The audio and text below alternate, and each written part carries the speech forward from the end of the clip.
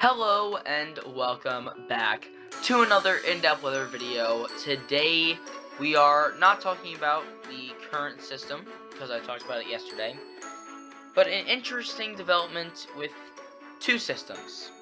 We have a Clipper and we have a possible nor'easter. Now this is not this week, the rest of this week. It is potentially late next week, so between like the 3rd and the 6th, kind of in there. So we're looking a little bit further out, but this is interesting. So I am going to talk about it today. So let's get right on into it. So we're going to go through the European, the GFS, and the Canadian models, and go through what each of them shows. And I have some notes here on the effects that the Clipper has on this potential nor'easter.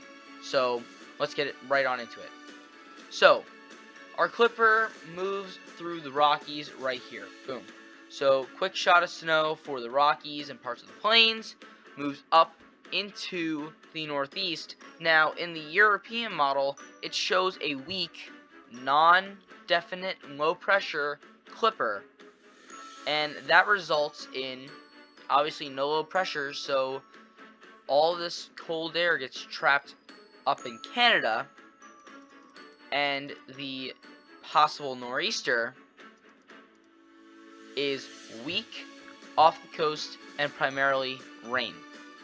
So that is the effect that the Clipper has on the nor'easter.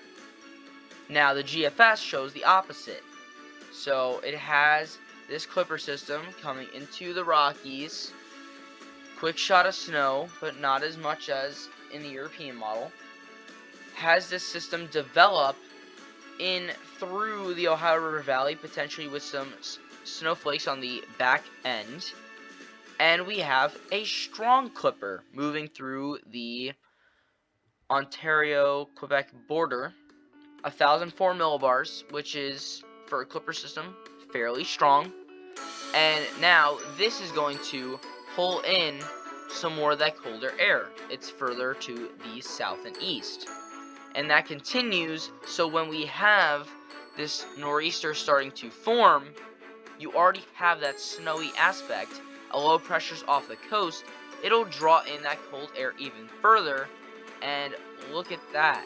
We could potentially see snow in most of the northeast, maybe excluding the Boston area, but New York can be involved in some snow. Philadelphia probably right on the rain-snow line. Connecticut, upstate New York, western Massachusetts, Vermont, New Hampshire, interior Maine, all could see snow in this scenario. Actually, well, Boston gets a little bit on the very back end, but that's pretty light in this scenario. So that is the GFS outlook. So strong Clipper, snowy nor'easter. Now here's the Canadian model, which shows, alright, let's move into the Clipper. Boom. So Clipper forms, but not really. There's a low pressure right here, but where it should go, it doesn't go. There's a high pressure here, which neither of the previous two models show, which steers that potential Clipper system to a nor'easter, which this is an inland nor'easter with an Arctic plunge afterwards. So a primarily rainy nor'easter, maybe some snow in very northern Maine, but a weak system overall too, and a Arctic plunge right afterwards. So you can see all that cold air that was trapped up in Canada after that nor'easter comes down into the northeast. So, just to recap, let's actually start off here. So, this is where we are talking about our Clipper system. So, the European model shows a weak Clipper, which is actually, I think, more over here. I believe so. Yeah.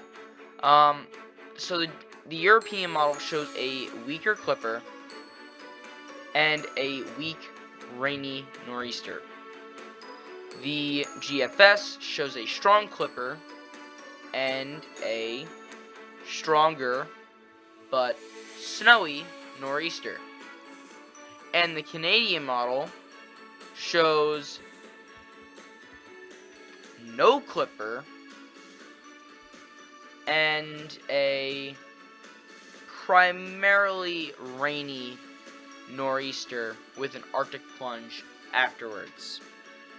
So basically, what we're looking at here is which one of these scenarios is correct. So, do we get a weak clipper and a weak rainy nor'easter, strong clipper, snowy nor'easter, or no clipper and a inland rainy nor'easter with an Arctic plunge afterwards? All three of them are potential options. Now, which one do I believe at the moment?